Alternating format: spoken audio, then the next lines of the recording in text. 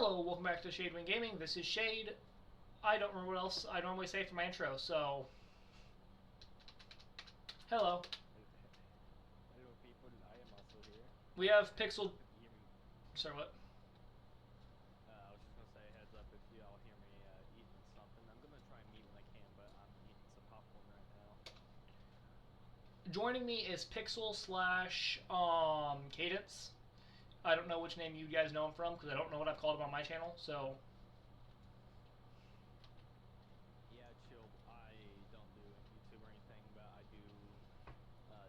I do stream on Twitch every once in a while at Chill Pixel Player. And he hops on a lot of our streams. Or videos, I mean. Yeah. If you follow Mr. Breadman, you probably know this dude. Oh, if anyone's tuned into a few of his videos, they most definitely know me. I feel bad for your mental state, though, if you watch Mr. Breadman. No, seriously, he's fine. If you haven't already, I would recommend going to subscribe to him. He's a pretty decent YouTuber. Also, I'm so sorry about my lack of uploads recently. I've been extremely busy. You can ask Pixel here. He knows I have a job. Yeah. Last week I had to go a whole week with working, not a day off. No, I'm sorry. Not your fault.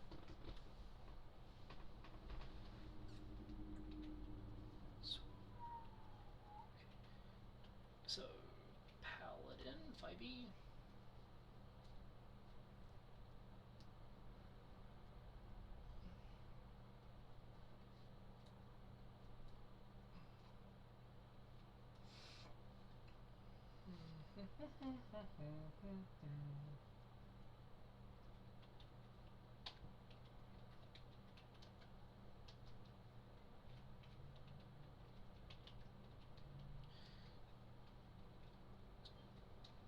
I can't remember what you said. Are you going to do a multi-class this campaign?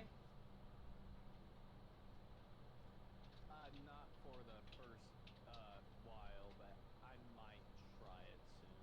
I'd recommend it. It's fun, but you got to pick a class that goes well with the other class you picked. You can pick another completely random class. It's just speaking from experience. It can really take away the fun if you pick two classes that don't go together, like Wizard and Barbarian, for example. I feel like I'm gonna choose like a spell casting class, so whenever I'm like in stealth or something, and there's an enemy far away which I can't get to without him alerting the guards, I can use like a spell or something to silently take him out. May I recommend actually using if you want like range for your rogue? May I actually recommend a ranger? That could work, yeah. Rangers are really good at having range, obviously, and I think they also get access to a depending what your ranger subclass is. I think they also get access to a familiar, which you could use to um, if you get like speak with animals or anything, which is one of the spells rangers get, I believe. You could use that to do like surveillance for you and spy.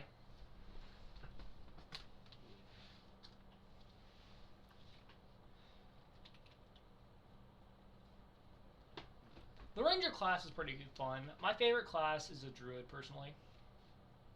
Yeah.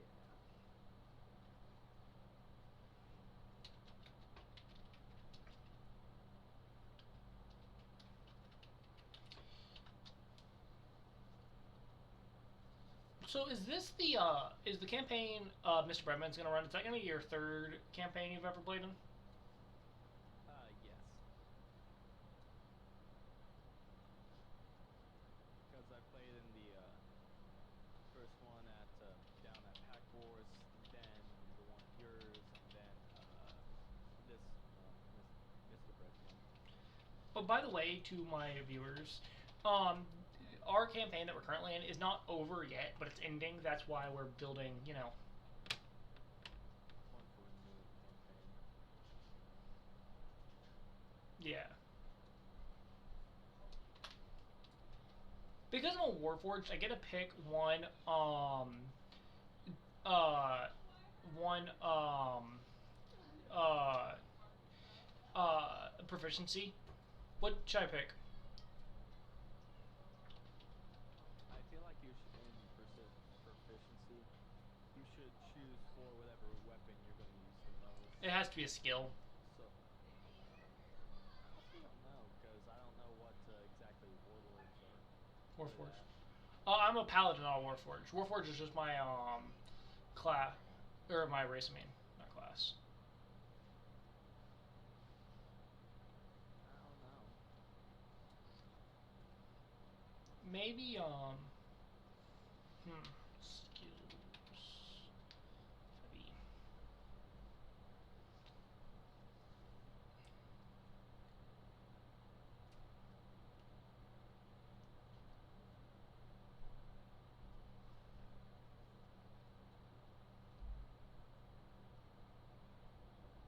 So there's athletics, acrobatics, sleight of hand, stealth, arcana, history, investigation, nature, religion, animal handling, insight, medicine, perception, survival, deception, intimidation, performance, and persuasion. I feel like no, My guy never mind. has Say persuasion. my guy has low Yeah. thing, and I don't think he'd be very persuasive anyways. I feel like, I mean, I don't really feel like steampunk would have too many animals, so I don't think animal handling would be too useful. I'm thinking. I'm thinking.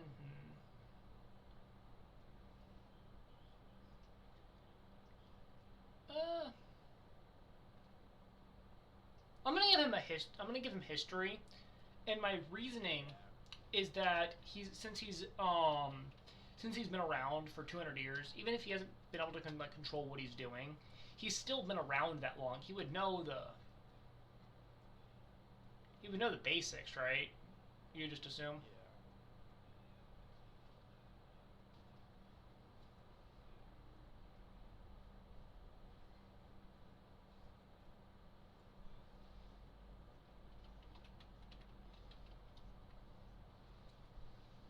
You think I convinced Mr. Breadman to let me start with one of the tools? Maybe. I mean, if you tried hard enough, you'll eventually get in. That, or he would start yelling at me. That too, yeah.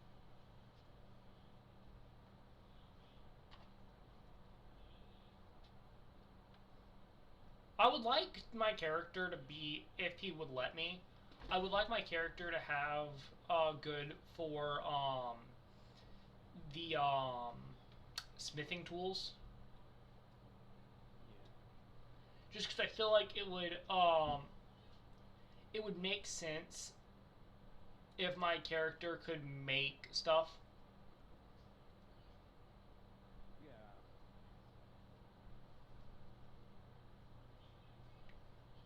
Like, considering he's a warforged, which means I would just assume that like You know, he had to do some repairs on himself, considering the civilization that created him are now dead. yeah. That won't get me. He's still around. That word won't get me demonetized, will it? No. Okay. I didn't think it would, but I felt like might as well make sure. Yeah. Imagine getting demonetized before you get monetized.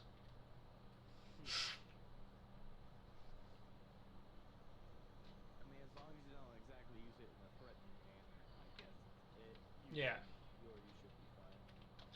And I wasn't using it in a threatening manner. Yeah. Just, Stating a fact. yeah, about my character.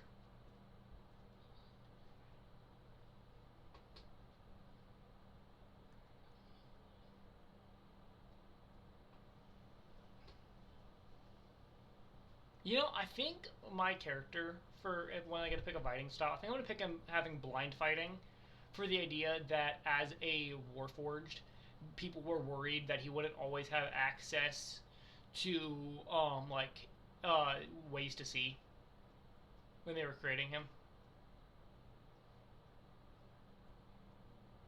Like, if you're trying to create a robot to cause destruction and destroy, and like fight over a large area, wouldn't you pick an area? Wouldn't you want to pick a wouldn't you want to make it where it can survive no matter what?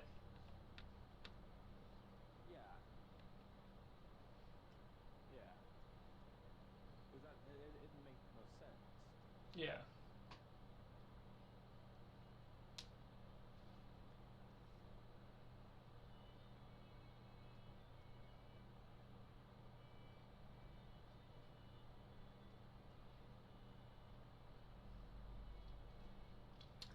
I think depending how long and how often Mr. Breadman lets us get level ups, I think I'm going to have like 4 or 5 levels in Paladin and 3 or 4 levels in Cleric when I have him get Warbringer out of the campaign. Yeah. I want him to be a decent level, but I don't want it to be him to be such a high level that that like me having a new character would be kind of boring.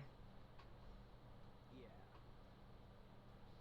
Because like if we're too late in the campaign, there won't be any time for me to make my character important. You know what I mean? Yeah. I got you.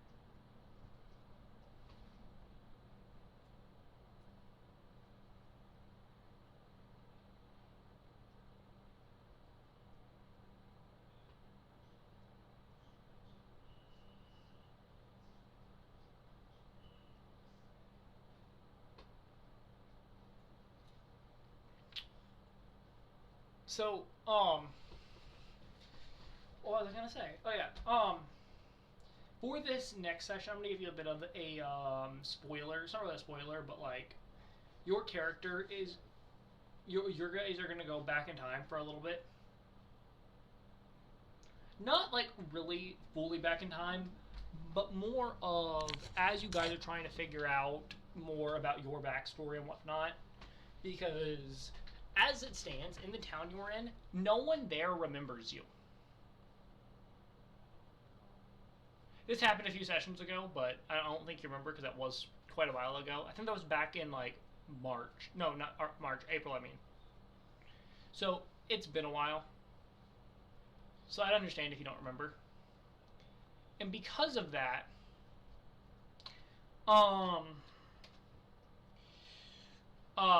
your character will want to be figuring out what's happening. I'd assume. And because of that, as you guys search to figure it out, you guys are going to go back in time, well, back into your memories of what they can figure out through Richard's damaged mind, and try to find stuff. Also, I have an idea for an item I can give you. However, the item will lower your intelligence. You think that'll matter? When was the last time I made an intelligence saving throw? And your wisdom. I already have a wisdom of 11.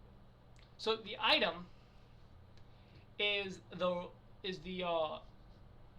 the ring of the hero. What it does is it gives you a bonus. It allows you to go past 20 strength, and it puts you to 22 strength, which will give you a +6 to your strength rolls. And on top of that, it gives you a higher it ups your health by 5 points. And it has another bonus, but I'll get to the downsides in a minute. Another bonus is that even when you hit 0 points, you can keep fighting as long as you beat a DC 15 Constitution saving throw. Once you fail that save, you go unconscious like normal. And if you get hit while you're at 0 HP, then you go unconscious. So it's basically like a second win.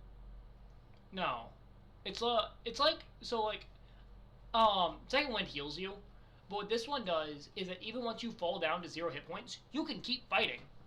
But if you get hit, you go unconscious, and Oh. but you have to keep roll. And if you roll under a DC 15 Constitution save, you go unconscious. Now, getting to the downsides, because there are actually a few. You have your intelligence and wisdom are both lowered by 5, Hmm. and you have and your character is extremely bad at picking up on very obvious details. So basically, I have terrible perception. No, not perception, investigation. And if like someone's like very obviously hinting at something, you have to roll a you would have to roll, I don't know what type of check off the top of my head, but you have to roll some type of check at disadvantage. So do you take it or not? Oh yeah, I am for sure taking it. Do you want to add It becomes do you want to add your great hammer to your weapons? a great hammer. The great hammer you got, the great hammer of the fallen? Because I noticed you didn't have it wrote down as your weapons, you just have it wrote down in your equipment. Yeah, might as well put it in the weapon. I haven't wrote down the damage it does because I don't know off the top of my head what it does, and I don't want to go into our DMs while on video. Yeah. That's private information. We haven't said anything wrong in it, but at the same time, It's just something we don't want others to know. I don't want like random people to know everything I've said to you or said to anyone, you know? Yeah. By the way, once I post this video, I did not give you permission to watch it. Because I'm writing down important plot information that will happen later. Alright. So after the whole plot and all that, After that's good. after like 2 or 3 sessions passed, yeah, you'll be good. I'm just right now I'm writing down plot information. Like my DM notes. Alright. And for obvious reasons I don't need to see that. Yeah, I know spoilers. But not major ones. Yeah. I'm fine with knowing if we're gonna get into a combat encounter. You guys will be fighting some. Yeah. Can I say this about the question about? Mm-hmm. What do you like this? Sorry. You alive still? Yeah, sorry, I'm choking on this coffee. So yeah, when we're gonna get into the combat encounter, you asking me if I think Richard would fare whether in either hordes or waves. Okay, that is important, but that is not important for this next session. It is, but it isn't. It's important as you're going to go back into your memories and Richard's going to be fighting these people as you go, but it's also going to be important for a later thing. So, my idea is that in this next session, which one did you say? You said waves, right? Or no, you said hordes. I said hordes, yeah. Okay, so you're gonna go into a coliseum, and they're gonna release like 100 zombies against the 4 of you or 3 of you, and it's gonna be a bloodbath that Richard did back in his youth before he joined the guard, but after he was a member of the Thieves Guild. He was still a member of the Thieves Guild, but like after he joined that, like so. The timeline for how this happened is Richard's born, right? He's born into a line of thieves and guards. That's how the Thieves Guild managed to last so long, because the guards were overlooking it, because some of the most important members of the Thieves Guild were also really important members of the guard.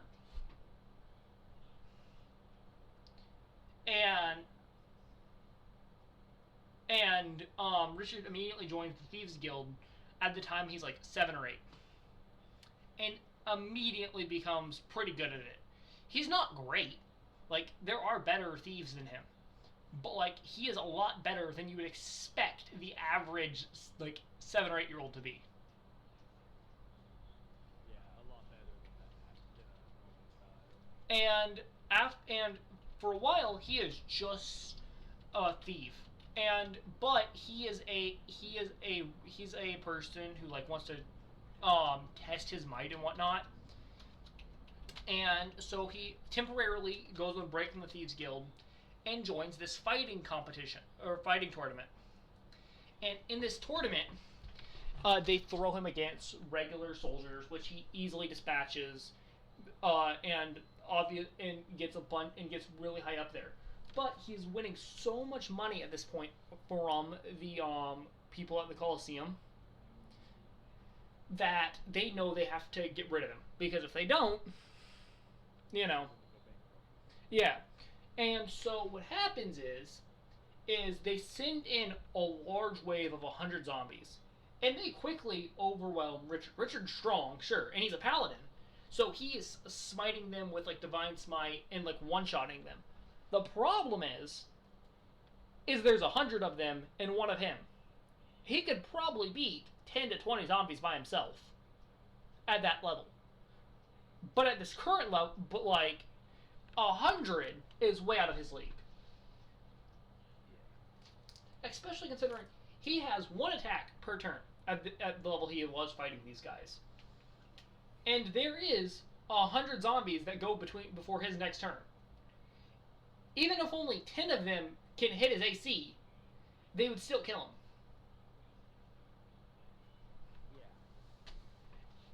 And but getting saved last minute, he gets saved by this group of really strong fighters that bring him into their ranks. And while he's among their ranks, he gets stronger. He becomes better fighter.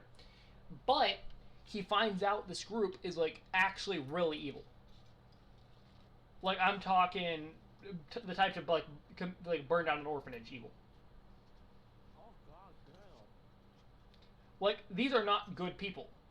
And the only reason they saved him is because he's strong. And they believe in, oh, if you're the strongest, you get to be above others.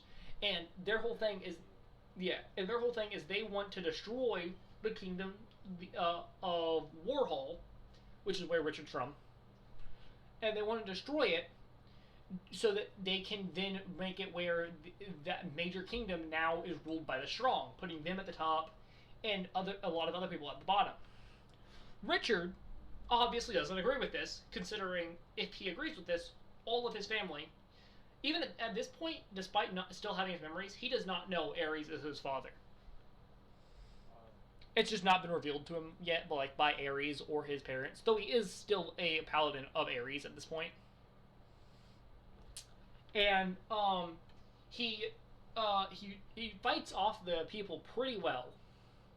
And because of this, the guard when the guards find him beat up but still alive, and they finish off the rest of the surviving members of that group, they immediately put him as a general of the guard. And after years of him being both a guard and a thief, the Thieves Guild starts to finally fall down, finally running out of luck. And because of this, they send him on this mission to this cave to get this artifact that is really powerful.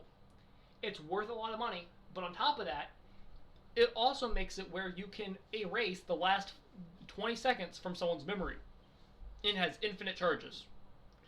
And the reason it's so good is because imagine you're a thief and you're in you grab like a really expensive item off a wall. A shopkeep or guard or whatnot is going to tell you to put that down. You use the item and they forget it happened. And he gets ready to find it, and he goes to grab it, but the memory god, who does not like Richard, by the way, it makes the item become almost 1,000, not even like 1,000,000 times as powerful as it should be. No, not 1,000,000, 1,000,000,000 times as powerful as it should be. No, even that would. He makes it a lot more powerful than it should be. Erasing as soon as Richard touched it, it's so overflowed with power, it erases all of Richard's memory. And that is how you get to what's happening now. That's how I lost my memories. Yeah. Ooh, that's actually sick. That's why that one guy from the Thieves Guild was so angry when meeting Richard, if you remember. Back in, He was like complaining and all that. yeah, because you were his best friend, but then you failed, and a lot of bad things happened because of it.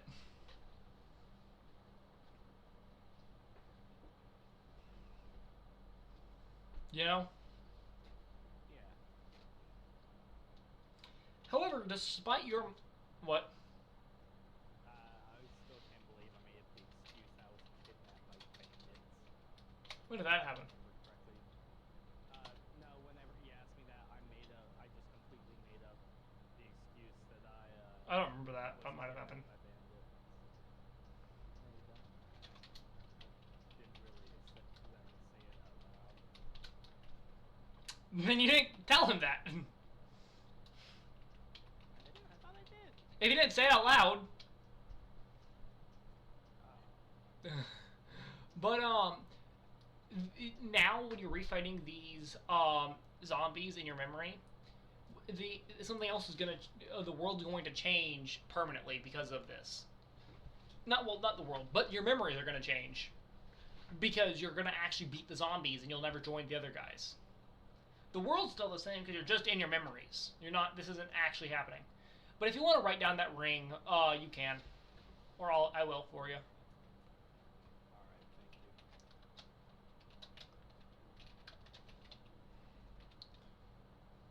Thank you. For magical items, I'm making new tabs. I'm making a new tab for your thing, for your Google Doc. And in it, I'm writing down magical items. I don't know what all your magical items do, so you're gonna have to go look and figure it out because I don't know off the top of my head. I'm sorry. I made a lot of these a while ago. Yeah.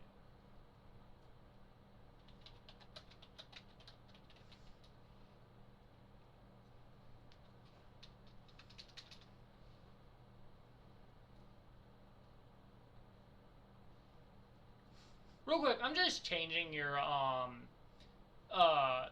doc just to make it look better because the white of like the bright white on the Google Docs burned my eyes for some reason. All right.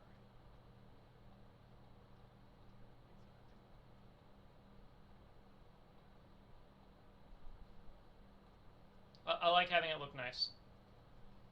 Yeah. I get that.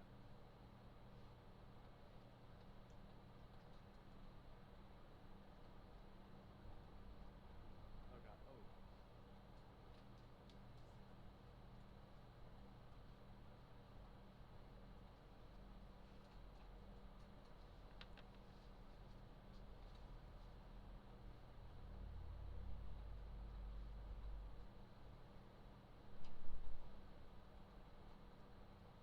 I'm making it look a lot different than what you had, if that's okay. All right. That's fine. Yeah. It's just colors I'm changing, not like. All right.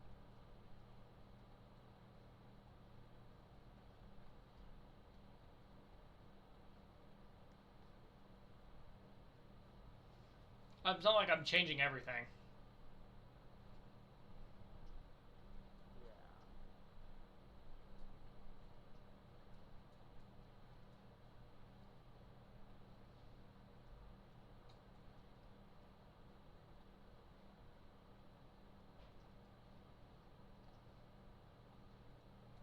I think you'll like what I changed. See, I guess. You're free to pull it up at any time if you want to look.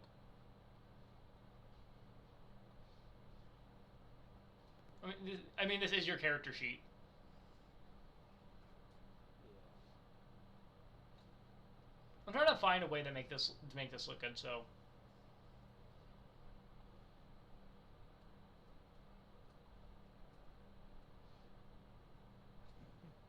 what?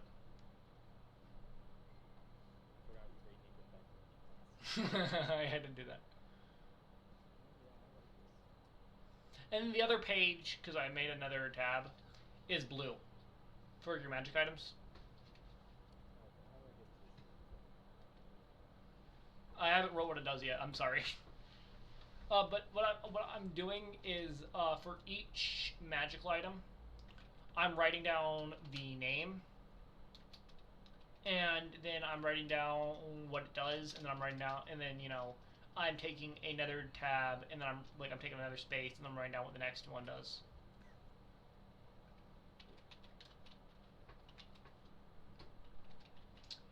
So canonically, the ring boosts your strength by 2, but it can go past the max level 20. Is there like a next max level that it can't go past? 30. 30. Alright.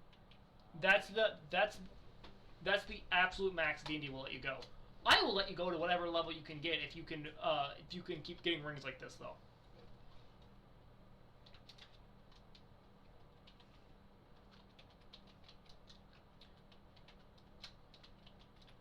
I know the wisdom and intelligence seem like a large lower, but you had to think it is fair.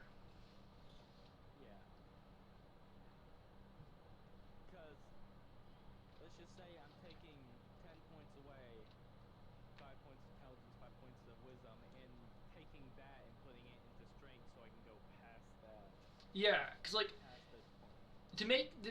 to explain how broken what I'm giving you is, normally the only abilities that let you go past level 20 um in any stat can only be obtained at like level 20, like when you as a character is level 20. So like you got to understand what I'm giving you is an ability you should not have. Oh my god. I'm fixing your stats right now. Alright.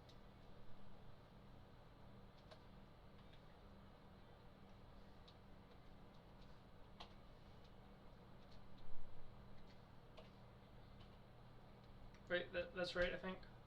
So 9 is minus 1, and then 7 would be minus 2, so 6 would also be minus 2. Yeah, okay.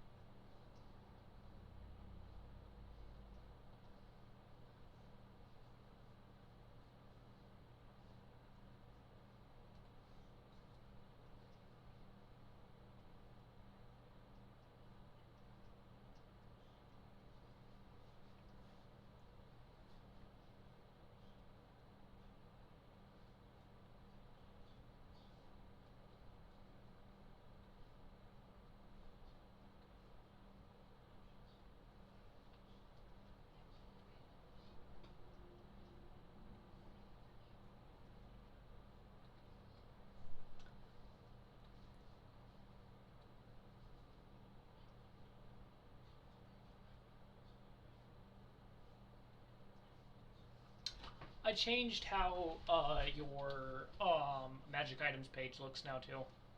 The background's blue, the bold for your like magic items are green, and then the description for the magic items are red.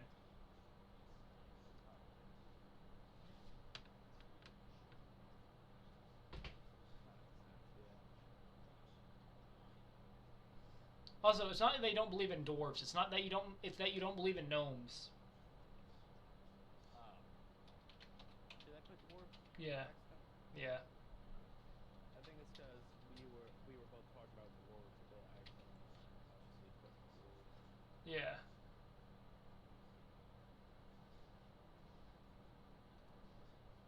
Yeah, I also need to change my current HP since this is basically a lot. Who said that? Hello? No, it is. Yeah. That's it.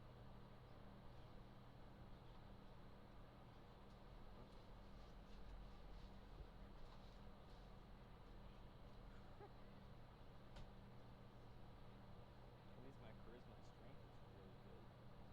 I'm dumb, but I have a silver tongue. Mind you, your strength is a 26. Or 22, I mean, not 26. It's plus 6.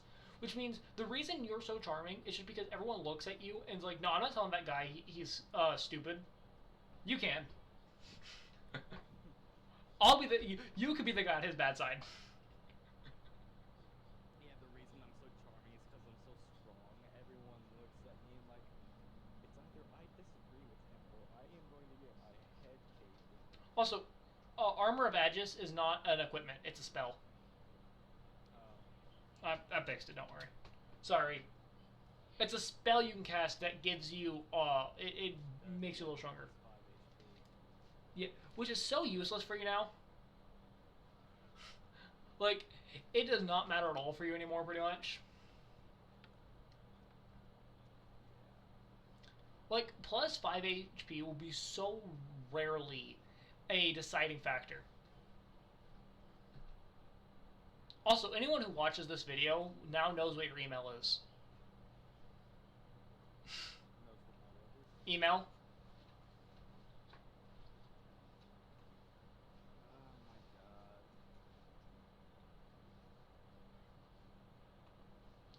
If I make it, If I get, you know what'd be funny? if I get like, what? If you go like years where it doesn't matter, and then I suddenly get big, and then it means this video gets big, and suddenly just get like 500 emails randomly appear in your inbox. Just, alright, time to look at my emails. What the fuck? Be even funnier if it's like after you already forgot about this happening and whatnot. Like, I don't, like, I completely forget about the D&D sessions and all that. not all of them, because I'm assuming, Well, okay. not like, I'm assuming we'll still be playing at that point, but like these ones you'll have forgotten about or whatnot. Like, Yeah. you'll forget that I made a video and be like, why did so many people suddenly message me? What did I do? I'm not famous. I'm not famous, my friend. That has to be one of the funniest and worst things to realize if you're friends with a celebrity. Yeah. Because, like, sure, it's really cool to know your friend's famous. Like, obviously, you're proud of them. But it's also got to be really annoying when you realize the only reason people ever contact you anymore is just because they want to talk to your friend. I'm glad that none of my friends are famous. No one knows who you are. No one knows who Mr. Breadman is. No one knows who Spuddington is. I've been getting If you have less than 100, I don't want to hear it. the TikTok account. I have 1,000 on TikTok, so you want to go there? I was gonna ask him for count. I mean, I think I have like 450 or so. I know that if I posted a video on TikTok telling people to go follow my YouTube, I would get a bunch of subscribers, but I kind of want to keep those worlds separate. Yeah.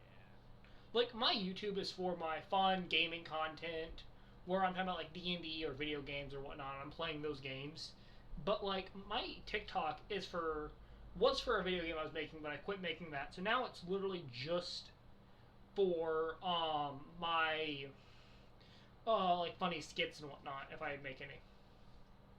Yeah. I haven't made any in a while, but like if I made another one, that's what would go there. Not here is a clip from my newest YouTube video. Speaking of that, I think I might make a few short YouTube shorts with just funny moments from our campaign. Might ask for a few of Clayton's notes or Breadman's notes, and write them down and reenact them.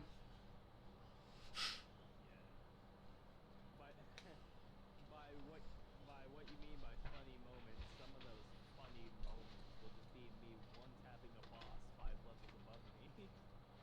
Or I can't deal with this dude sober. Yeah. I can't believe he said that. It was so funny.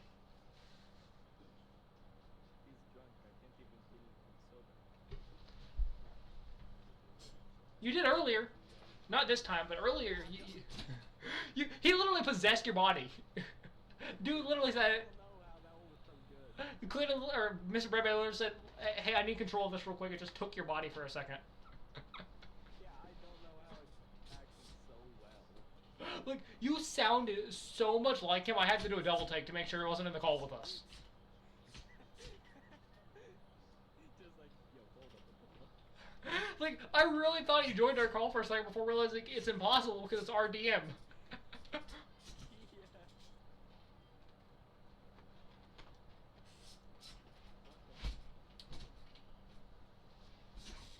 I just did it without thinking. I think that's how I did it so well. Yeah. You know, something really funny to think about? What? Who would win in a fight between, your current character, Richard, and my character if he was the same level and with this, with magic weapons too? If Warbringer could beat him? Yeah. I think so. I mean, I think your guy could beat Richard, but it'd be a pretty close fight. Oh yeah, it'd be close. But it'd also be a lot of missing. Yes. We both have a very broken AC. Especially if I put my AC what it actually should be at 22. Like, you would never hit me, but I would never hit you, so it would literally just be us trying to hit each other for like an hour. No, I just need to roll like a 5 or no. No, I need to roll like an 11 or above and I'd be able to hit you because I have the +6 in strength and then I have the +5 proficiency. Let me do my math real quick on what my AC is to show you why that is not how that's gonna work. That's 17. And then that makes that 19. 21. I have a 22 if I have my shield, if I have my health be what it should be, or my AC. And assuming I had a better shield, like a +2 instead of a +1, which I could get in theory, then you would have to your proficiency modifier and everything like that together. You would have you'd have a +11 to hit, which means you'd have to roll an 11 or above to hit me. However, assuming I'm the same level as you, I also have a +5 to my proficiency. And because I already told you I'm going to put the next point I have into strength, putting me at level 20 strength, that means I would have a +10 to hit, which means I have to roll a 9 or above to hit you.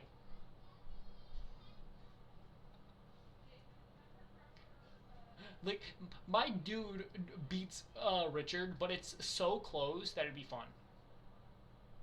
Yeah. Like we're both on our dying or like our last breath.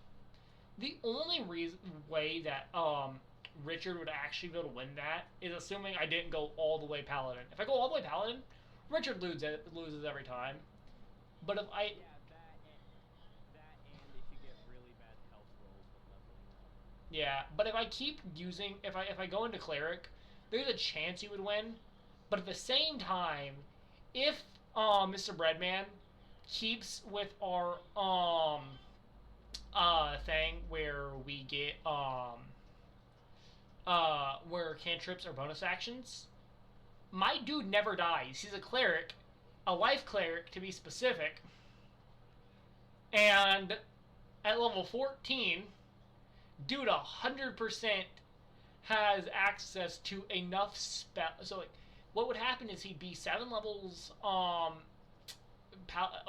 Paladin, and 7 levels um Life Domain Cleric, which would give him access to a 4th level spell, along with the fact that he has a cantrips, which he has um I think he has at least one that I have to look through all of them. I think he has at least one that would heal him. And even if he doesn't, he gets access to guidance, which makes him more likely to succeed on rolls. Okay, I'm looking through it. I don't think any of these are healing spells, but argument is that he's a robot, so mending would heal him.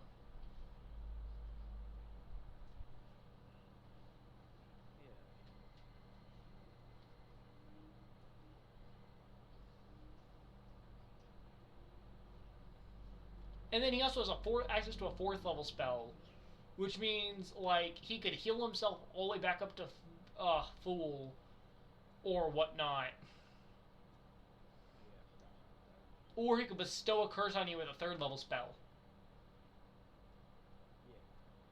But if I manage to get the command, I could possibly pacify if I manage to get it. Yeah. But, argument, the chance of you hitting a command on him is so astronomically low, we shouldn't even consider that. Yeah. Command requires you making a wisdom save, right? Yeah. And the thing is, he has a +4 to his wisdom. I have a negative, like what, -2? Yeah, and then at that level, he'll have a +5 to his wisdom.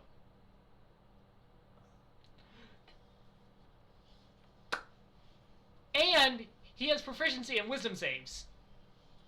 However, he has disadvantage on saves like that, so if you used command just to pacify my character and didn't make him attack anyone, he would have disadvantage on that.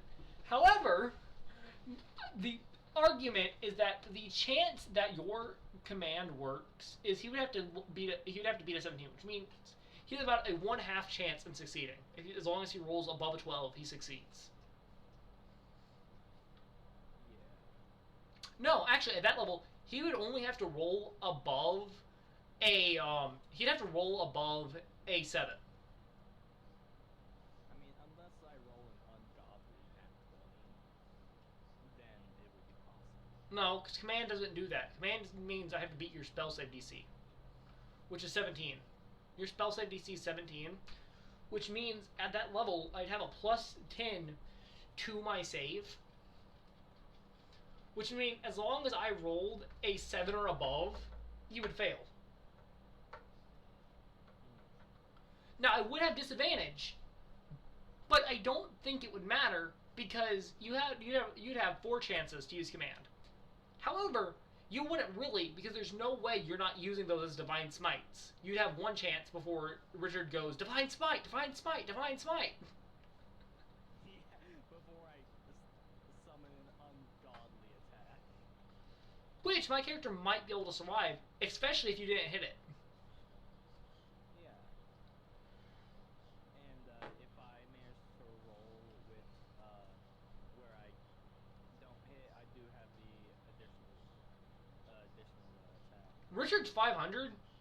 I thought he was in I thought it was like 100. Oh. Dude's old. I mean, Shadowkai can lift her up about 750 to 1,000. Like all Shadowkai, so he's about to have a midlife crisis, is that what you're saying? Basically. That's why he fell for Harry. Exactly. I still can't believe I managed to do that. I managed to stop two entire boss battles. One of them 4. was a Harry boss battle, the other 4. You stopped 4 Harry boss battles. What were you saying though? I knew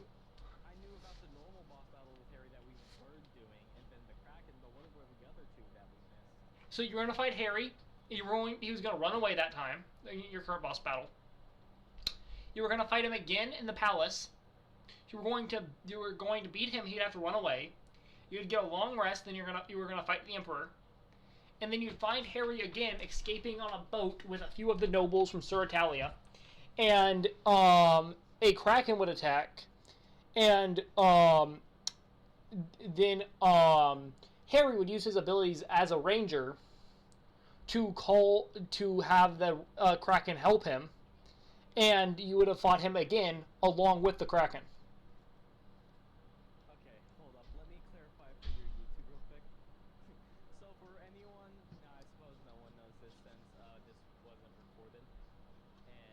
But Harry, Jack, or Brett's dad, is one of the most powerful enemies. You guys have fought so far. He's not one of the most powerful, period, but one of the ones you fought so far. Yeah, one of the ones we fought so far.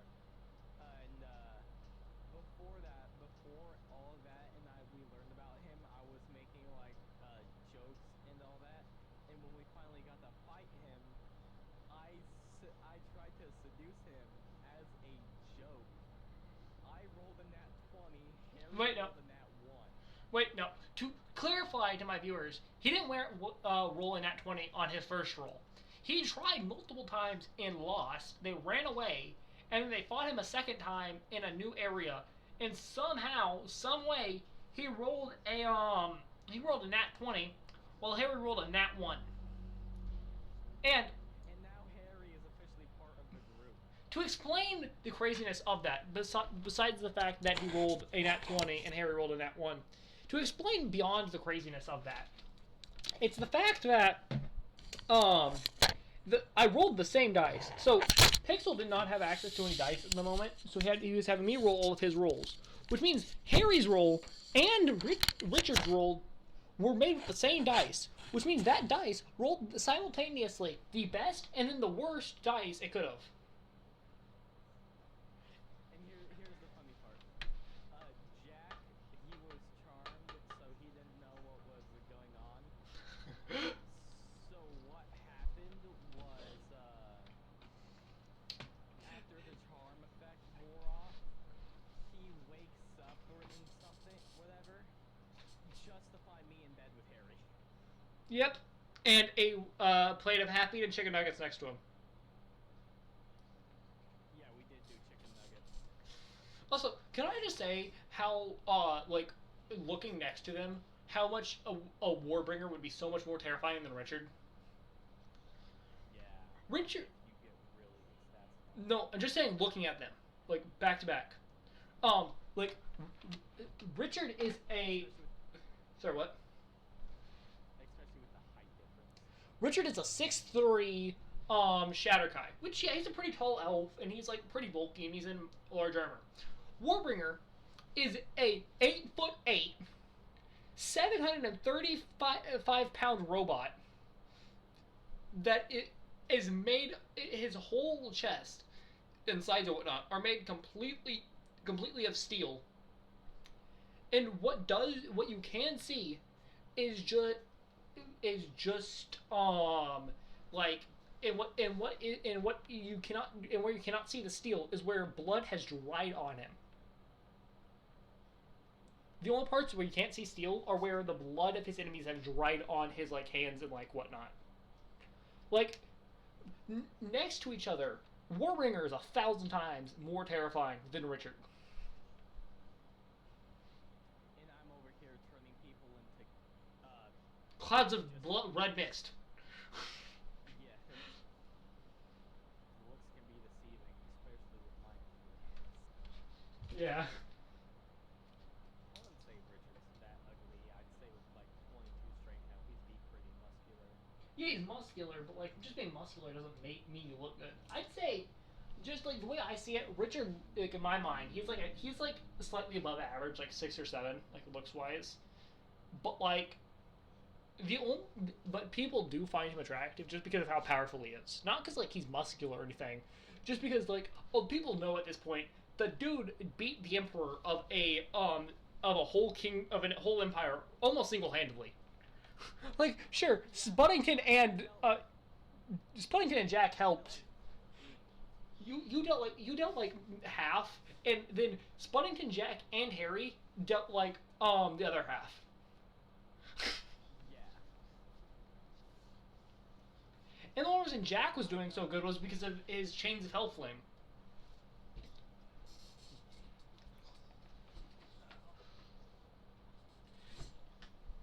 And now you could do if you were to go back and fight the guy again, you would destroy him so hard because of your 1d6 fire axe. Yes. Hey, I'm thinking of a number, 1 through 100. Pick a random number. If you guess the number I'm thinking of, you get a really good item. The 82. So close. I was thinking of 83.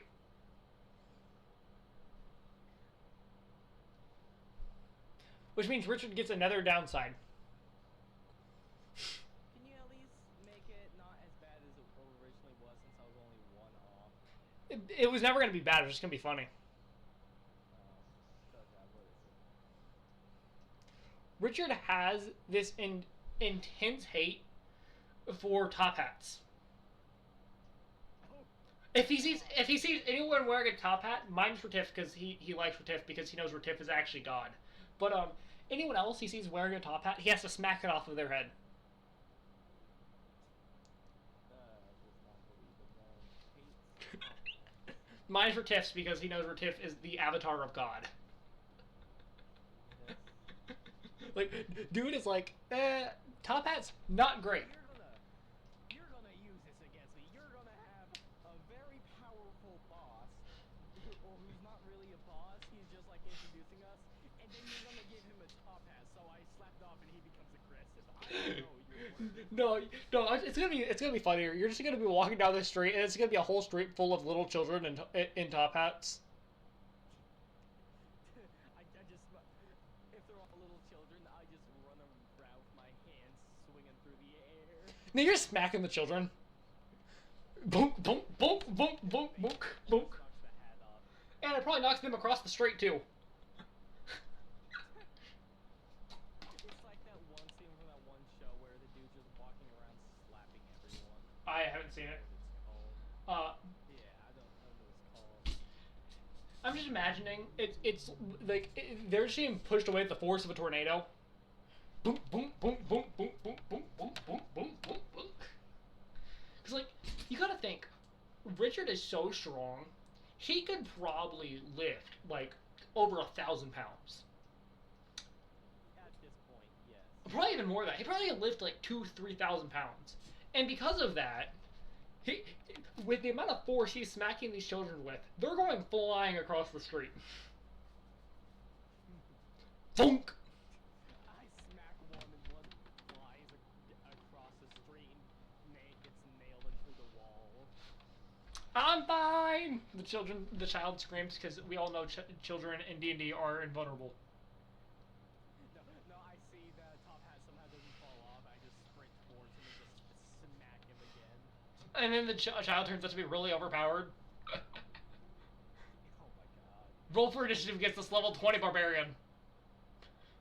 It's like I'm the memory god's child or something. No, it's a gnome, and he just thought it was a child. I know him even worse. For the people who do not know, earlier I gave him another chance to get a magical item if he guessed the number of the dice I rolled, and he did not guess the right number. So he gained a downside, where that he does not believe in gnomes anymore. He believes they are just dwarves that have not grown their beards yet, and the reason they wear hats is because that is like their version of like a child ID, so that everyone knows they're a child.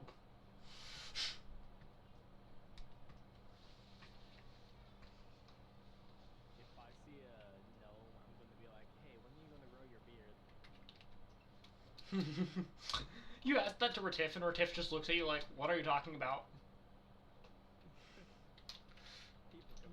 for a child, my man. Retiff's like, I'm like 1/5 of your age. I'm still pretty old. Retiff's almost 100. Or she might be 100. Let me look real quick. Retiff. He's 80. So like yeah, he's like 1/5 of Richard's age. He's not like really old, but like.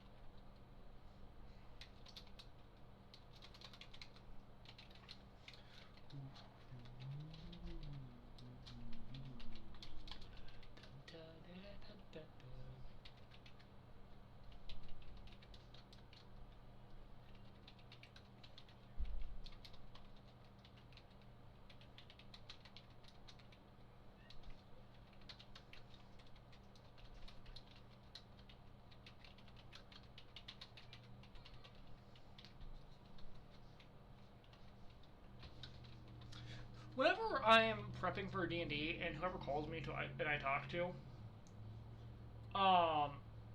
I give them little secrets about what's going to happen in the future. Also, I'm done writing Peter's stat block because it's not finished yet.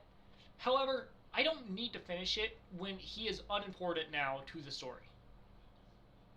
Yeah. Like, so the whole reason I was writing is because he was supposed to end up dying in the session where you ended up seducing Harry. Had you not done that, So now he's just not relevant. yeah, had you not done that, he was going to die fighting the memory god and saving you guys. So seducing Jack's dad really did save a life. Yeah, but Peter is now governing Sir Italia while you guys are gone. Yeah. Bit of lore for you.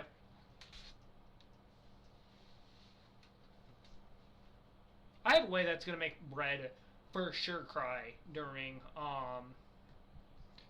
the next session. Or not the next session, the final session, I mean. Bread, if you're watching right now, click off this video. I don't need to know this. But what's gonna I'll give you a few seconds, okay. Now, what I was gonna say is that in the final session, when you guys are zipping away to the next campaign, you guys see the people from your memories, right? And Jack ends up veering away from the world and does not get reincarnated as a regular person like Retiff, Spuddington, and Richard do, because he is distracted by the memories of his deceased family, and they make him actually get lost, and that is how he doesn't arrive in the next world with the rest of you guys. I don't play fair. I don't play fair. If I can make you cry, I'm happy. Yeah.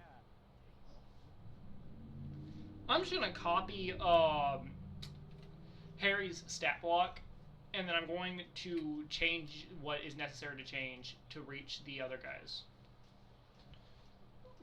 while I'm writing the rest of them. So like, while I'm writing these new guys, I'm just taking Harry's stat block,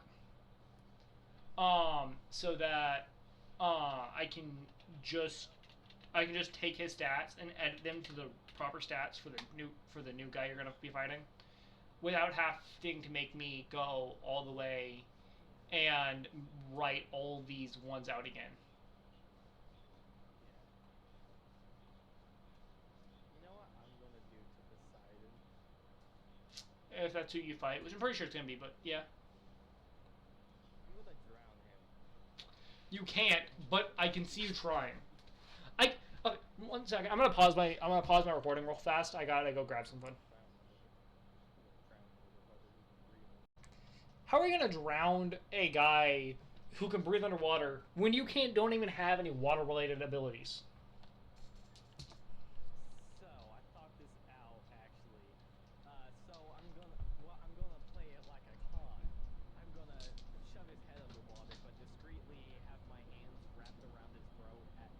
I'm gonna have him like facing down, like towards the bottom, and I have my hands around his throat, like choke him out while he's underwater.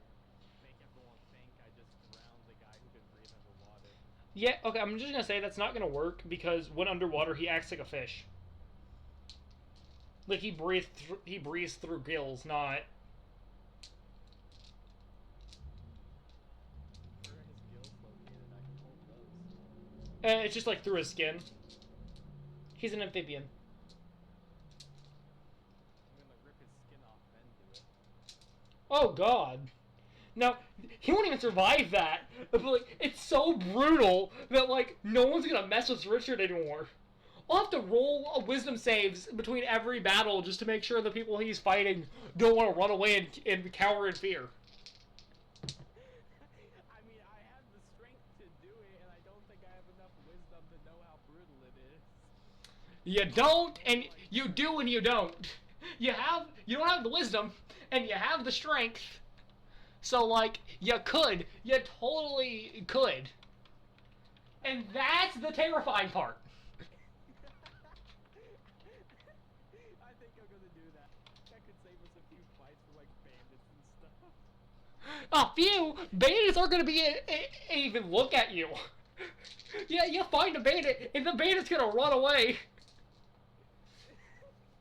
No, I'm just gonna walk into the store when to buy something, and the shop owner just slides everything across the counter for completely free or something. It just hides.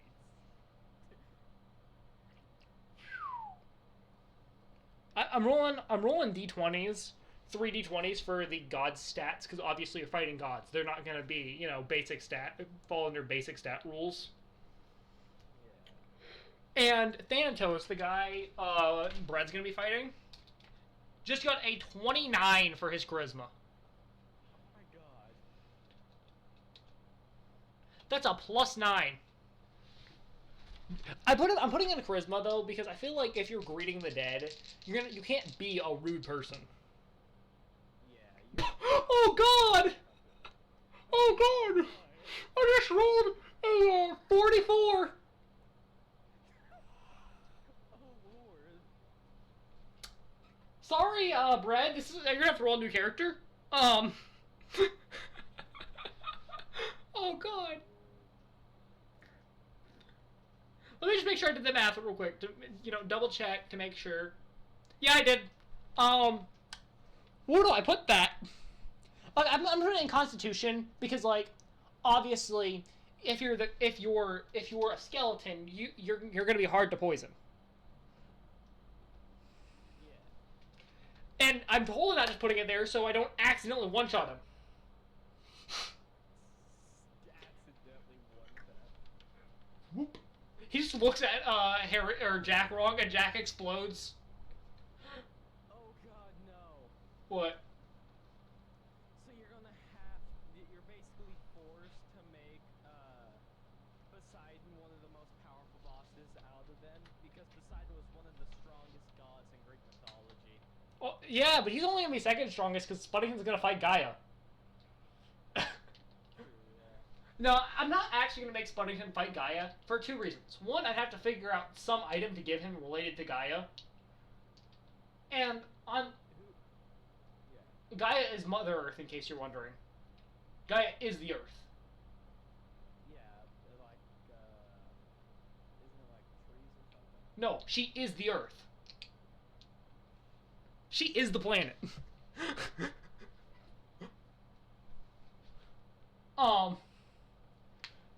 So the primordials of Greek mythology are their domains. So like Aranenos, which I know I'm saying their name wrong, do not roast me in the comments for this, is the Greek primordial of the sky.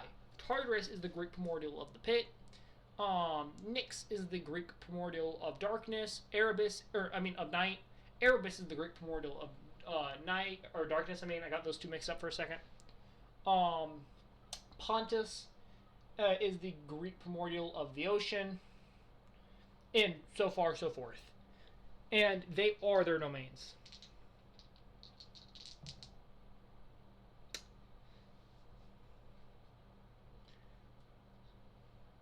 That's another 29. I'll put that in I'll put that as strength. What'd you put the 44 in? Constitution, so I wouldn't one-shot him.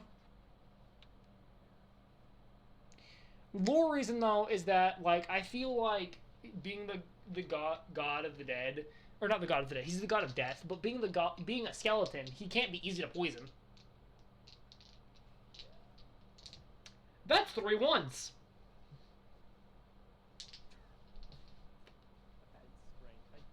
No, his strength is a 29. This will be his dexterity. Yeah, because he's a skeleton. I doubt he really has the ability to move all too fast and all that. He's the opposite of Jack. Jack is kind of physically weak, but like very like dexterous. And this dude can't move at all. But if he punches you, you explode.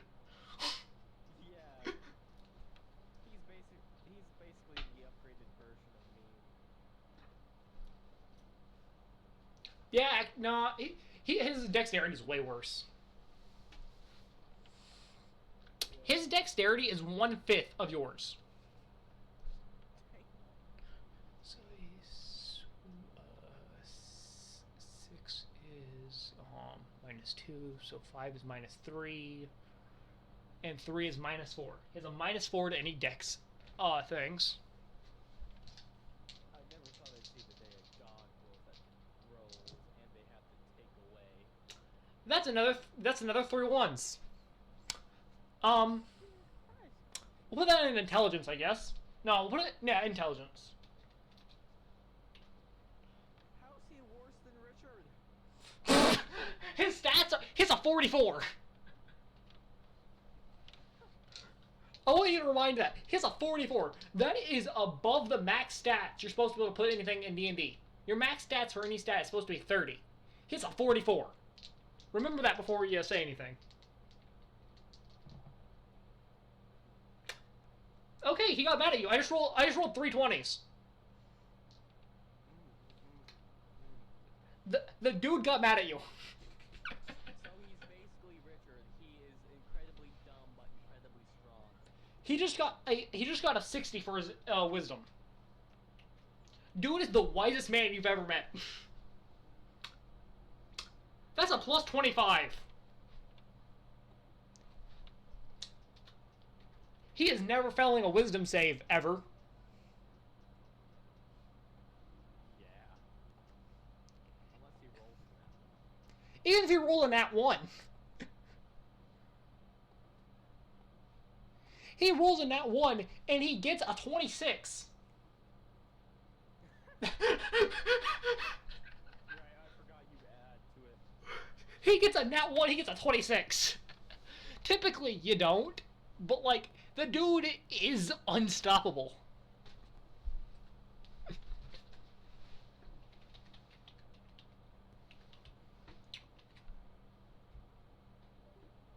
You just leave the call.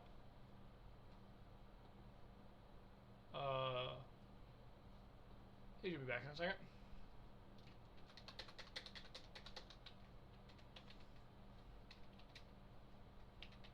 If he's not, I'll stop the recording and call him. Hello, why'd you leave? I didn't. I had to leave my room and I forgot, or I brought my headset controller with me. I think it automatically made me leave when my controller got too far away from my PlayStation. Oh, that's stupid. Yeah. I was confused. I heard the notification of me leaving. I was like,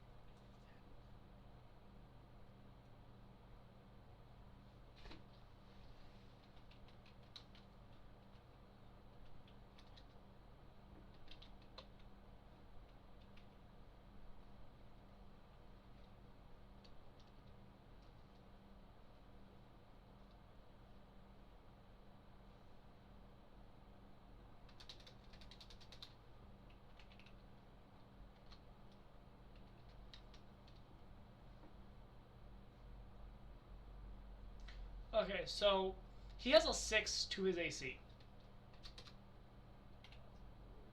Because of his -4 in dexterity. But I think that's kind of fair. Like, he's a skeleton. So like if you like, my mind is that like he can't, you can't poison him. You can't do anything with his wisdom. You try to charm this dude, and he rolls a 26 on you at the lowest. Dude can't roll under a 26, okay? Like, there is no way in any world are you. Yeah. You can try. I mean, you might succeed with your nat 20s and nat 1s and whatnot. Okay, actually, if you got a nat 20 on your charisma roll, and then you add your charisma plus 4, so you got 24. You would still fail. If you got a nat 20 on a nat 1.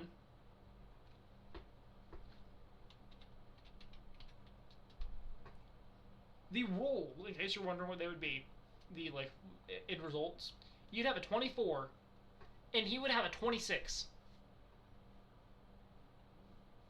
Which means it's actually kind of close, considering that is a god. But, Besides, if I didn't get that debuff to my wisdom, I would have. Maybe. can you do me a favor? Yeah. Can you message Bread and tell him that an enemy he's gonna fight has a 60 in wisdom, or just has a 60 in a stat? Just Oh, gladly. just tell him one of the enemies he's gonna fight has a 60 in one of their stats. We're gonna fight these next session, right? Potentially. Alright. It depends how long the session lasts.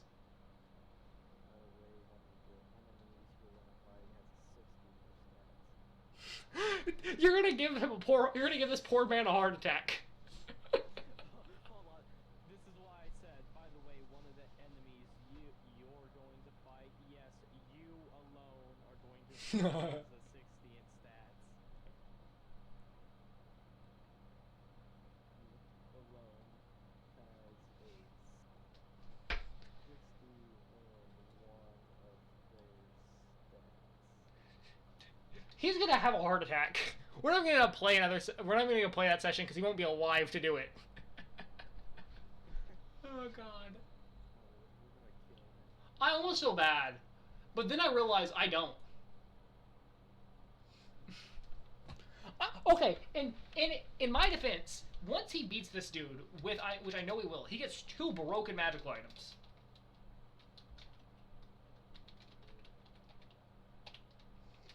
So do you. Don't say it like that.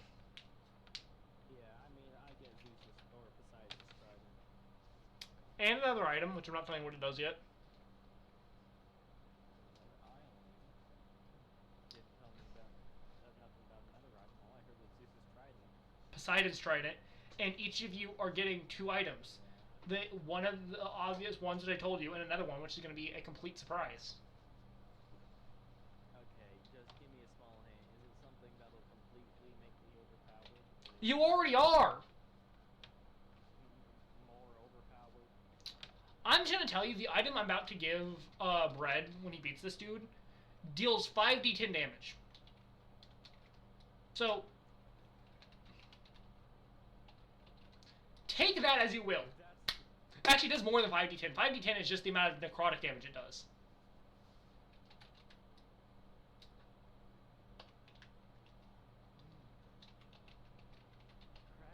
Christ, I'm actually somewhat glad you ain't given that one to me, because that would have just completely broke my character. He already is broken! It broke it even more.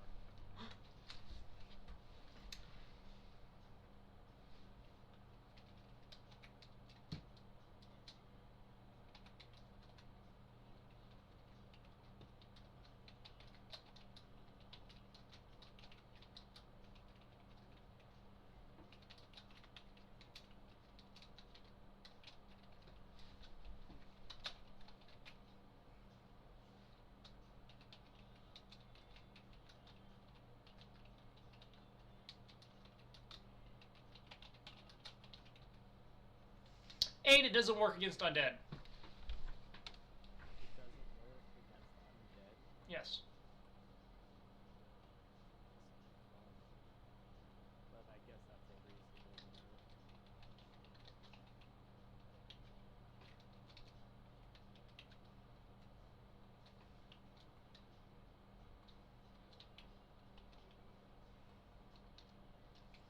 I just realized that this is an item that Thanatos is going to be using against Bread, and I have to somehow come up with a way that's going to make it where he doesn't just one-shot Bread. Yeah, that's gonna be a bit hard, ain't it? Yeah. Because Bread has how much health? 90 something. Yeah. He ain't gonna survive a 10d10. Like A 5d10. 10d10. Or yeah, 5d10.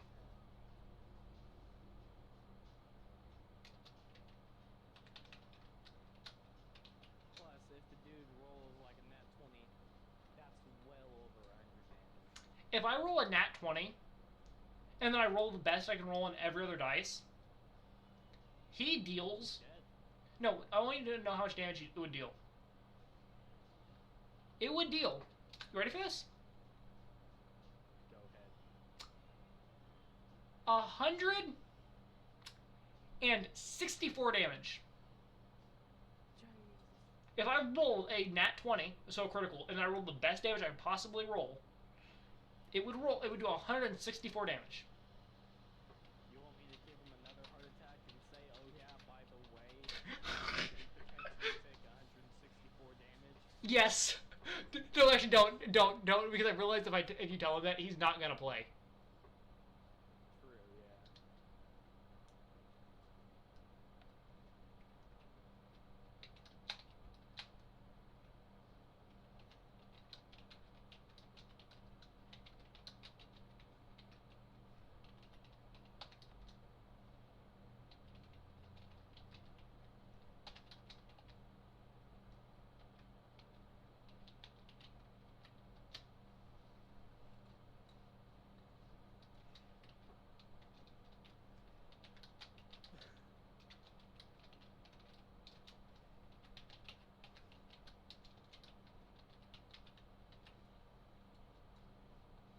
Do you know how to spell infinite? Infinite. I think I figured it out. I figured it out. Alright. I don't even know if I spelled it right in my head. I don't think I did.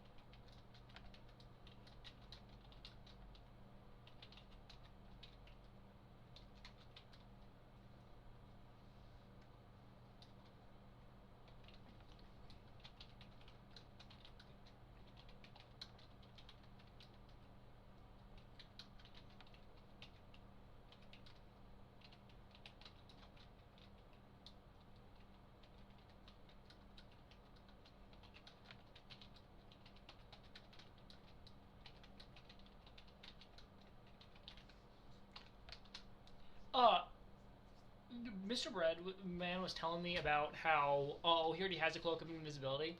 This one is so much better than his current one.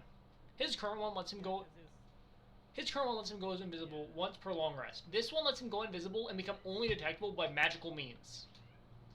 yeah, and isn't the one he currently had like people can still see him slightly because stuff behind him it becomes like distorted and stuff. Have you played the recent Fortnite season? No, but I've Okay. seen a few videos. Have you seen what medallion does that gets dropped from that one boss?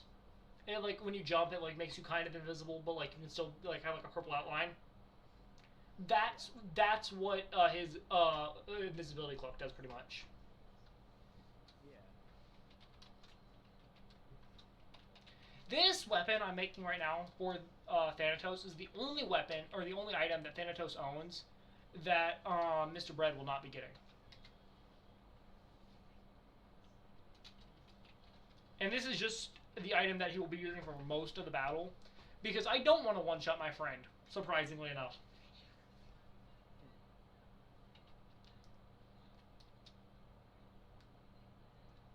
Now I'm actually kind of looking forward to Wednesday. I haven't since we scheduled it.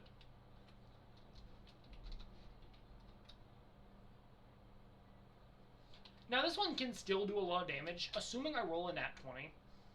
Which honestly, if I roll a nat 20 on this and I roll max damage, I'm going to say that that's not what I rolled.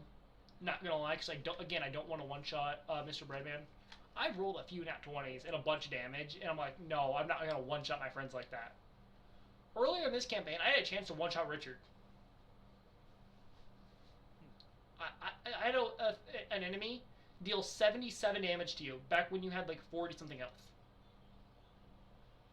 Yeah. I didn't have one shot you though because like I'm like I don't want to do that to my friend. You know.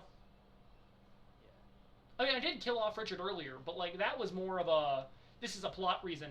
Die real fast so you can go to the underworld and I can introduce Spuddington. Yeah. What was it? What was that that killed me again? Like That some undead creature. kind of, but I'm not telling you that because if I do, then you will remember a very important plot thing that hasn't happened yet. I can tell you. So I'll tell you. You revived this guy in this city of undead, and you revived this actually like fully dead guy, like not a skeleton or whatnot. And he proceeded to kill you. And after killing you, you don't know what happened after that. But he's going to come back as importance.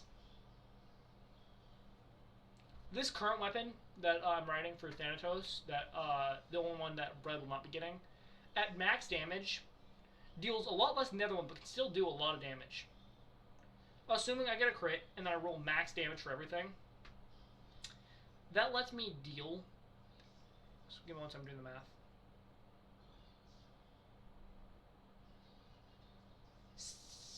52 damage, which would two-shot Bread. However, that's me rolling max damage. You know, like the chance of that.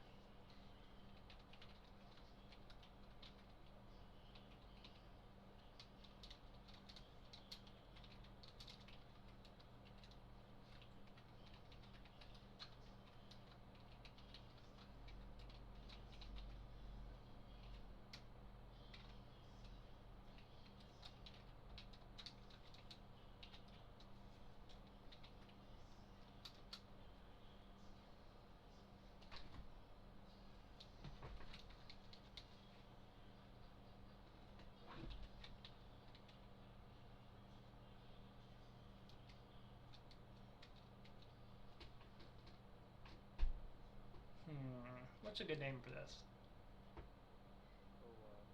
It's an item that lets you take one being that's in the underworld and forcefully repel them out of the underworld.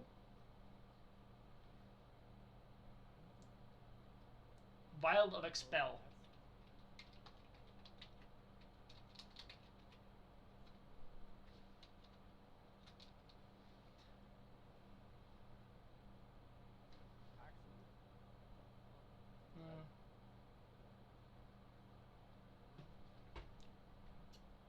Vial of Eviction. I was thinking something along the lines like something of the undead. Can I let you know a secret? Sure. Again, Bradman, if you're here, leave. You do not want to hear this. This item will bring back one person of your choosing. Like anyone? Yep. As long as their soul is in the undead or in the underworld.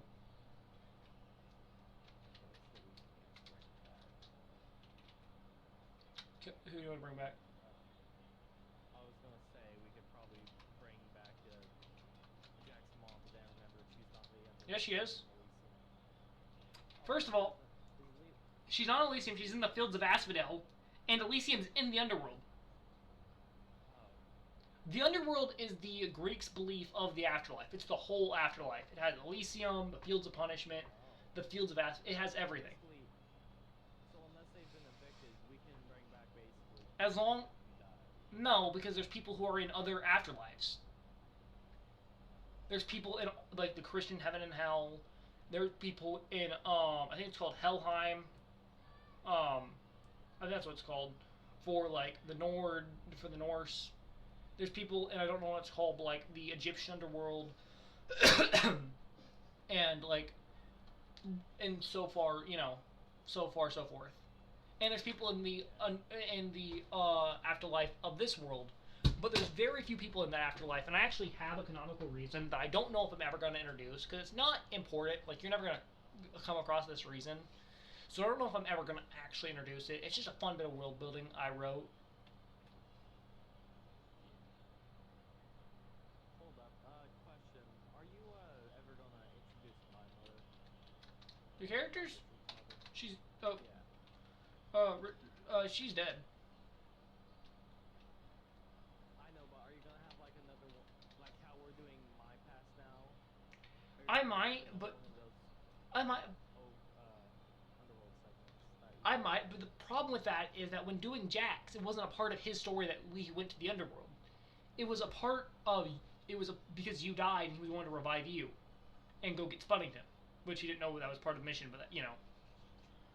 So like with you, I'd have to kill off another player, and I don't really want to do that. Like back when I killed you off, I was a new DM and I didn't know really what I was doing. Now, as I've done this longer, I really don't like killing you guys off when I can help it.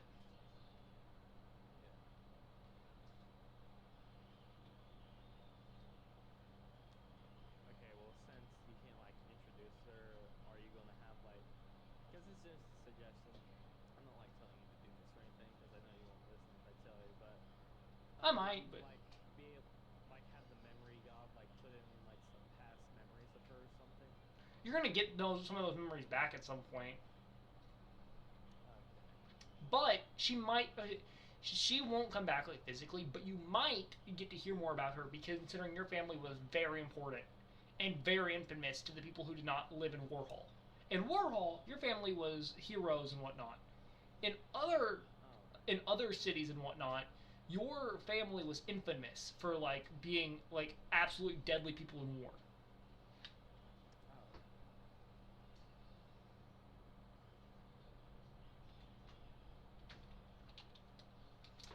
Now, the thing is now that he has this vial, will Bread think about the true use of that it can be used for? Or will he use it on something useless? Oh, I have a perfect idea. Oh, he's most definitely gonna save until one of his 103 children die. He might use it to bring his mom back. Yeah, that's what my mind went to whenever you That's the reason That's the reason I made it. breaking lore, stupid this. What do you mean breaking lore? No, the lore's being broken. I'm giving Jack his happy ending. Yeah. I'm just talking about how the lore will break if he just uses it for something stupid. No, not really. For the because sure, that's kind of the idea that he should use it to bring his mom back, but at the same time, it's not important if he doesn't or doesn't. His story is over. No offense to him, but like nothing more is happening with like Jack's past or whatnot. That has been concluded. Yeah.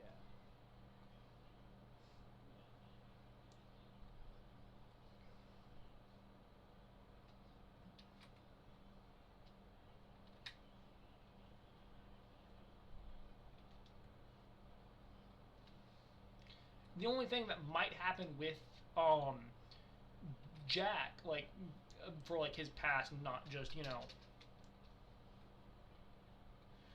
whatnot, but like for like his past, the only thing that might happen with him, if I decide to, I don't know if I will, but if I decide to, he might like some of his like he might run into like some of his family or whatnot. Oh, I actually have to bring. Actually, there is another guy who's gonna meet from his past, but I forgot to introduce in the last session, so I'm gonna introduce him in this one.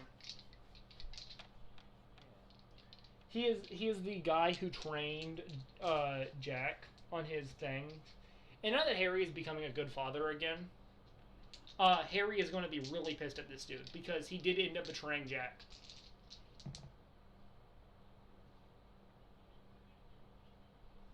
Because in my mind, Harry is now trying. Like, sure, he was a good parent, then went to a bad parent, and now he's a good parent again. So now he's gonna at least try to be a good father.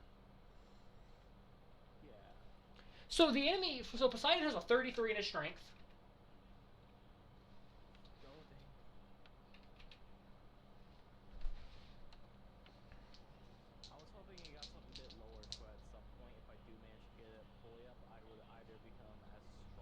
it's gonna become yours is gonna become stronger than that.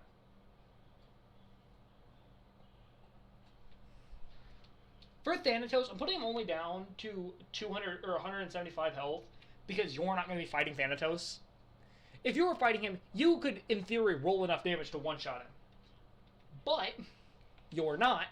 That's going to be Bread. And Bread has no chance of dealing that much damage. My thing is, I don't want him to have too much health. Like, I don't always edit it when your guys are fighting him.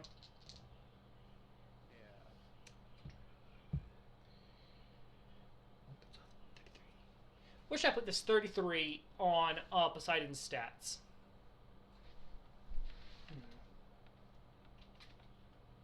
I got another 33 in case you're wondering. I was about to say, isn't that supposed to go on health? Strength, and no. Or not, I already put it. Not health, strength, yeah. I'm gonna put it in I'm gonna put it in dexterity.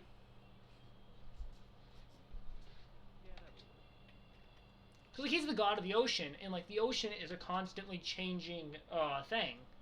So also these these modifiers are better than some people's actual stats. Thanatos' Constitution modifier is plus 17. 17 is some people's actual stats.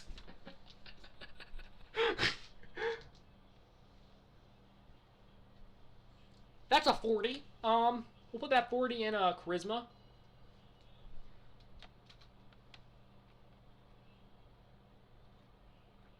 Yes, you did hear me right. I just rolled a 40 for Poseidon. Now, the reason... I heard. I'm just trying to process. The reason I'm putting the 40 in Charisma, in case you don't know, is because Poseidon actually is the god in Greek mythology with the most kids. Yeah. I can't even remember how many he has. A lot. Like 70 something or so. In the hundreds. He's the father of all the monsters in some myths. Well, not all, but like most. I just got 43.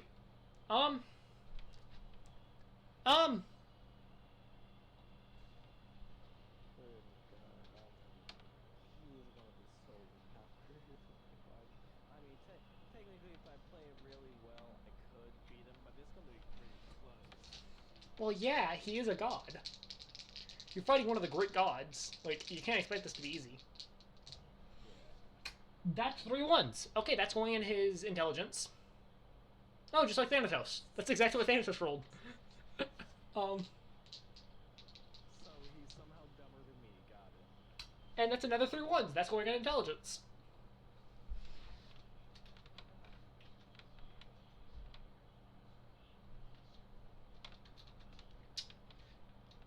Well, we can tell he's dumber than Thanatos.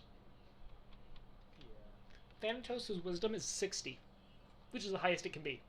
And Poseidon's wisdom is 3, which is the lowest it can be. That's kind of funny. I'm not gonna do the proficiencies or anything for these guys because I'll probably make that. I'll probably make that up as we go. Considering I'm just doing the stats right now so that I have a basic thing to go by, but I'm not even change these because I don't know how well you're gonna be doing against these guys. Yeah. By the way, when you get Poseidon's Trident, you're going to gain a massive bonus not only while using the Trident, but also when not using the Trident, and I'll tell you why later.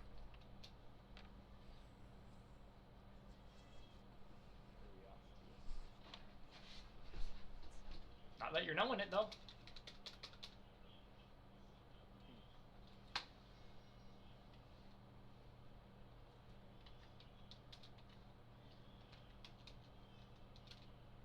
No offense, but like, you'll figure it out later. Yeah.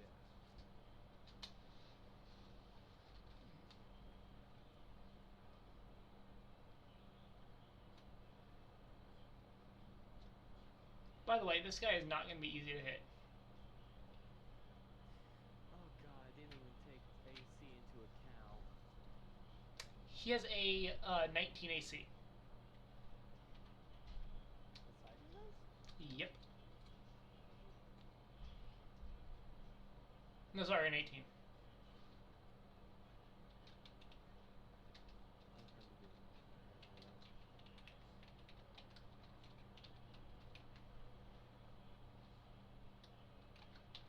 I just have to roll like an 8 or above, and I'll be fine. Oh, really? Oh, then I'm boosting his AC. Oh, okay. I only had it being like an 18 because I didn't want him to just destroy you. Yeah, because I have the +5 proficiency, and with the ring that upgrades my strength to 22, I have a +6 in strength. Oh yeah. Okay, so we're gonna give him a AC of a casual 22. 22. Hate you. Okay, so question: if someone defeats the god they're fighting, can they join in and help another Uh, person? for this battle, no, because your guys are going to be stuck in separate areas. Oh, that's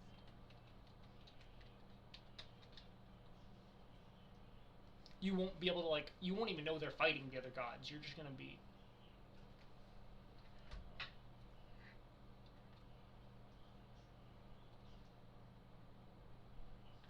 Now, you know what? Actually, so what's your plus to hit? So you have a plus 11 to hit.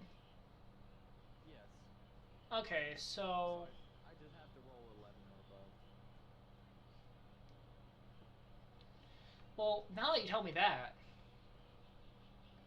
Dude. that's 20. So I gave him a. So you only have to roll a 9 right now to hit him. Oh. So if I boosted it up, what is ACBs? He has an AC of 26. Why are you upgrading it so much? It went from 18 to 26. So you can't just destroy him. Oh, okay. I think that let me do the math real quick to make sure that's right. So golden steel is 18 plus 2, so it's 20. So yeah, okay, that's right.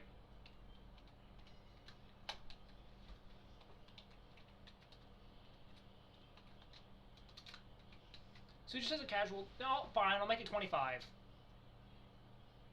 All right, thank you. But That's. you have to roll a 14 or above. I mean, sure, he is a god, but god damn. It, in my defense, at the point I had it, you only had to roll a 15 or above. Yeah, it's better than having to roll an 8 or above. Yeah, like mind you, you are fighting a god, Yeah. not just a god, one of the strongest gods in Greek mythology. Yeah, and you pair them with the strongest one in the group. Yeah, I wonder why. Mind you, so I still can't believe. Thanatos has less than two. Never mind. Yeah, what? Sorry, Continue. you go first. Sorry, I was about to say I still can't believe I somehow almost managed to beat a level 14 god, basically god compared to us when I was like level 5. So your Thanatos has 175 health, less than 200. Poseidon has 500. Can you guess the reason? So, Because you could one shot Thanatos. I can. Oh my lord. If you rolled a crit, you could. I'm like 9% sure. Let me do the math real quick. If you rolled a crit and rolled max damage, I think you could. So 4 times 6, that is 24. And then 8 times 5 is. Practically one tap a god. 8 times 5 is plus 40. And then adding on top of that plus 12 plus another 12 plus 6 times 2. You can deal, if you roll a crit and roll max damage, you can deal 188 damage, assuming you use your staggering smite and your third level divine smite. And because of that, Oh my lord. and if you use your great your axe, right? Yeah. If you do all that, you could, and you roll max damage possible, you could one-shot Thanatos and still have 13 health to spare. You'd still have 13 more damage you'd have extra. With the amount of rings and jewelry I give you guys are like, you guys have more jewelry than a rapper. Oh my god, I didn't even think about that. Like, you're wearing the lucky ring, 2 shields, the ring of the hero. You're just carrying a head of the emperor. Yeah, which I still need to put in my thing. You room in the castle. you guys still need. You guys were there, but then you left before you could do anything. So all the bosses have 3 items you guys get and an extra item that no one gets. All these gods you're going to be fighting. Alright,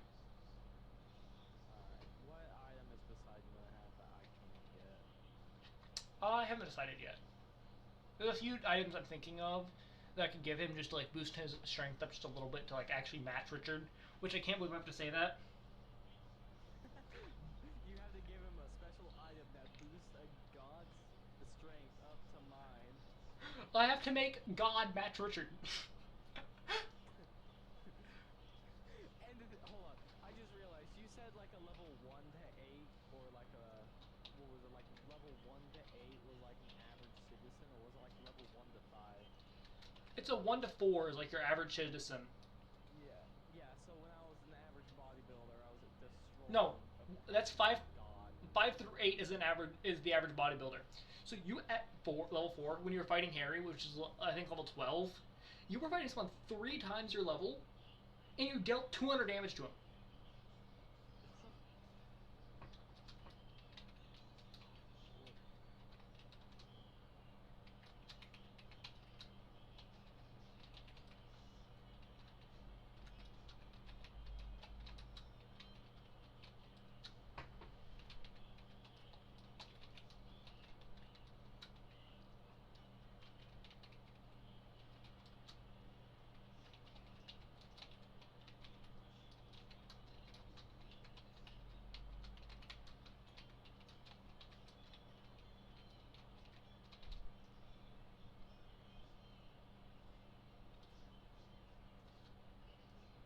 The people watching this who play a more balanced D&D campaign are probably looking at the stats of these items and being like, what are you, crazy? You're giving these to a level 14?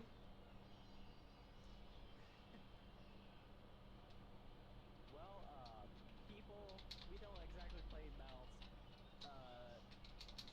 Shade gives candy or magical items out like candy. I think it's funner to see these guys clash clash against gods with the power of gods themselves than have these guys still fighting basic level monsters at this high of a level.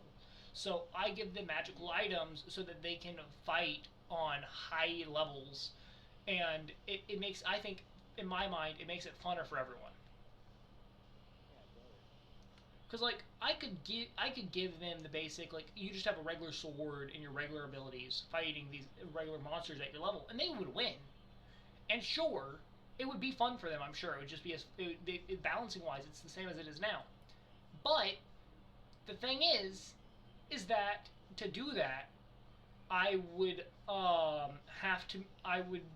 They wouldn't have as many cool items, and I think that would really lower the amount of fun that they would get. At least for me, the imaginative of fighting these massive battles where you're clashing with gods, where your battle's literally tearing a hole in reality, is just so cool. Well, this is Shade signing off. You guys can see the next video.